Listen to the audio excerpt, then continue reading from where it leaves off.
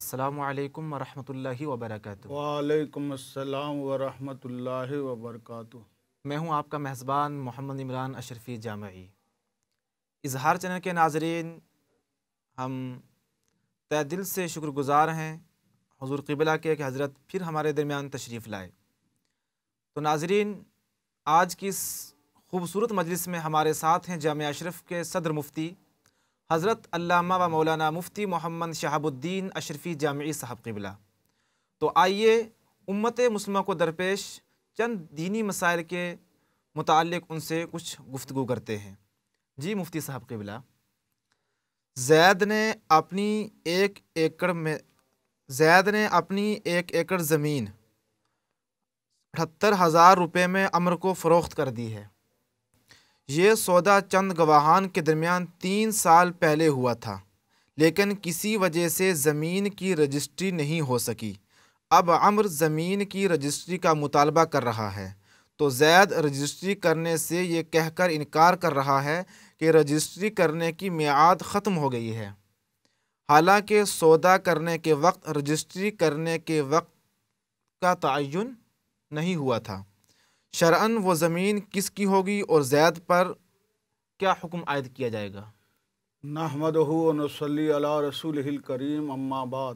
مولانا عمران صاحب، آپ نے جو سوال کیا ہے، اس طرح کے کئی سوالات جو ہے آتے رہتے ہیں۔ جی، خریدار سے پیسہ لے لیتے ہیں زمین والے، اور جب رجسٹری کی باری آتی ہے زمین کی قیمت بہت بڑھ چکی ہوتی ہے، تو وہ زمین والا کہتا اپنا پیسہ لے لو، ہم رجسٹری نہیں کریں گے۔ تو لہٰذا یہ اہم مسئلہ ہے۔ جب زید نے اپنی زمین عمر کو فروخت کر دی اور اس کی قیمت بھی وصول کر لی، تو ایسی صورت میں یہ زمین اب عمر کی ملکیت میں آ گئی۔ زید کی ملکیت ختم ہو گئی، عمر کی ملکیت میں آ گئی، اس لیے کہ بیع ایجاب اور قبول سے تام ہو جاتی ہے۔ ایجاب اور قبول کے بعد بائع اور مشتری میں سے کسی کو بھی دوسرے کے مرضی کے بغیر بیع کو فسخ کرنے کا اختیار حاصل نہیں ہے۔ ہدایہ میں ہے اذا حصل الایجاب والقبول لزم البیع ولا خیار لواحد منہما الا من عیب او عدم رویہ، یعنی ایجاب اور قبول کے پائے جانے سے بیع لازم ہو جاتی ہے۔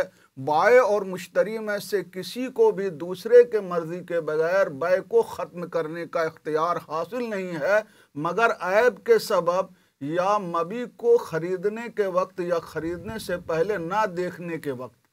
اسی 2 صورت میں واپس کر سکتا ہے خریدار، عیب کی وجہ سے یا نہ دیکھنے کے سبب سے۔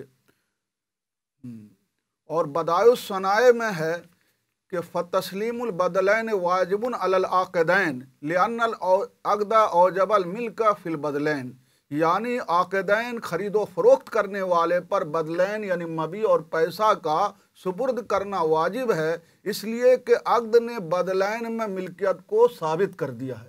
اس عبارت سے یہ بات واضح ہوتی ہے کہ زمین کا خریدار اگر پیسہ دے دیتا ہے اور بیع ہو چکی ہے، تب ایسی صورت میں زمین کو سپرد کرنا جو ہے واجب ہو جاتا ہے زمیندار پر، زمین بیچنے والے پر۔ جب زید کے والد اور اس کے بھائی نے زمین بیچ دی تو اس زمین سے فائدہ اٹھانا جائز نہیں ہے۔ قرآن کریم میں ہے لا تاکلوا اموالکم بینکم بالباطل الا ان تکون تجارتا عن تراض منکم، یعنی کہ تم لوگ آپس میں مال کو باطل طریقے پر مت کھاؤ مگر یہ کہ آپسی رضا سے ہو۔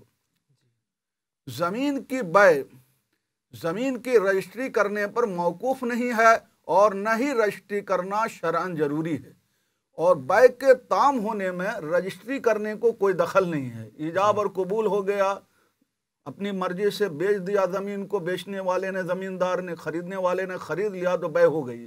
اب بیع کے پورا ہونے کے لیے رجسٹری کرنا ضروری نہیں ہے، زبان سے ایجاب اور قبول ہو گیا تو بیع مکمل ہو گئی۔ فقہائے کرام فرماتے ہیں کہ بیع کے انعقاد کے بعد بائع پر دستاویز کا لکھ کر کے خریدار کو دینا ضروری نہیں ہے۔ اگر مشتری خریدار اپنے خرچ سے دستاویز لکھوائے اور بائے کو بے پر گواہ بنانے کا مطالبہ کرے تو بائے پر ضروری ہے کہ دو آدمی کو اس بے پر گواہ بنا دے، یعنی تحریری طور پر وہ گواہ بنا دے، لیکن بائے کو دستاویز کے لکھنے، گواہ بنانے کے اخراجات پر مجبور نہیں کیا جائے گا۔ دستاویز یعنی اقرار نامہ کا سارا خرچ مشتری خریدار کے ذمے ہوگا۔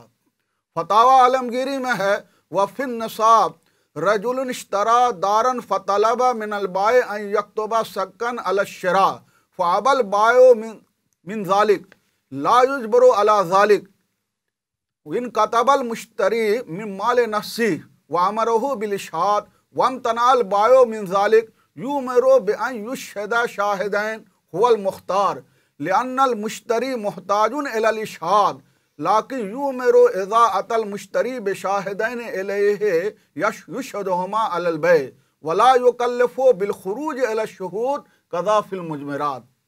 یعنی نصاب میں ہے کہ کسی شخص نے کوئی گھر خریدا اور اس نے بائع سے بے پر دستاویز لکھانے کا مطالبہ کیا تو بائع نے دستاویز لکھنے سے انکار کر دیا تو اس کو دستاویز لکھنے پر مجبور نہیں کیا جائے گا بائع کو۔ ہاں اگر مشتری نے اپنے مال سے لکھا اور گواہ بنانے کا بائع کو حکم دیا اور بائع جو ہے دستاویز پر گواہ بنانے سے رک گیا، دستخط کرنے سے رک گیا تو اس کو دو گواہ بنانے کا شرعاً حکم دیا جائے گا۔ ایسا ہی مضمرات میں ہے۔ جب بیع کے انعقاد کے بعد بائع پر مبیع کو سپرد کرنا لازم ہے اور اقرار نامہ لکھنے پر بائع کو مجبور نہ کیا جانا اس بات کی دلیل ہے کہ بیع صرف ایجاب اور قبول سے تام ہو جاتی ہے، زمین کی رجسٹری کرانے پر یہ بیع موقوف نہیں ہے۔ لہذا زید کا یہ کہنا صحیح نہیں ہے کہ تمہاری میعاد پوری ہو گئی ہے، اس زمین کا مالک اب امر ہے، زید نہیں ہے، زید اب مالک نہیں رہا۔ زمین لکھوانے کا خرچ اگرچہ مشتری کے ذمے ہوتا ہے، لیکن جب زید اس کے بھائی باپ نے کہا تھا ہم اپنے خرچ سے لکھوا دیں گے تو مستحب یہی ہے کہ اس وعدہ کو پورا کرے، اپنے خرچ سے لکھوائے، لیکن ضروری نہیں ہے۔ خریدار کے ذمے جو ہے رجسٹری کا پورا خرچ ہے، لکھوانے کا خرچ ہے، گواہ کو لانا جو ہے خریدار کے ذمے ہے۔ دور حاضر کے عرف کے مطابق بائع پر مشتری کے خرچ سے زمین کی رجسٹری کرانا لازم۔ آج کا جو عرف ہے کہ زمین بکنے کے بعد، پیسہ لینے کے بعد ہے نا، خریدار کے پیسے سے بائع پر رجسٹری کرانا لازم ہے۔ لہذا اگر رجسٹری نہ کرائے تو بھی جو ہے زمین کا مالک ہو جاتا ہے۔ ایسی صورت میں جبکہ زید امر کو زمین سپرد نہیں کر رہا ہے، رجسٹری نہیں کر رہا ہے، تو وہ دھوکہ باز اور خائن ہے، اور اگر وہ زمین سے فائدہ حاصل کر رہا ہے تو وہ زمین کا غاصب ہے۔ اور حدیث شریف میں آیا ہے من اخذ شبرا من الارض ظلما فإنه يطوقه يوم القیامت من 7 اراضین، یعنی جو شخص کے بالشت بر زمین بھی ظلمن لے گا تو قیامت کے دن اس کے گردن میں 7 زمین کا طوق ڈالا جائے گا۔ لہذا اس زمین سے فائدہ اٹھانے کے سبب زید گنہگار ہے، فاسق ہے، کسی بھی دینی عہدہ پر فائز کرنا جائز نہیں ہے۔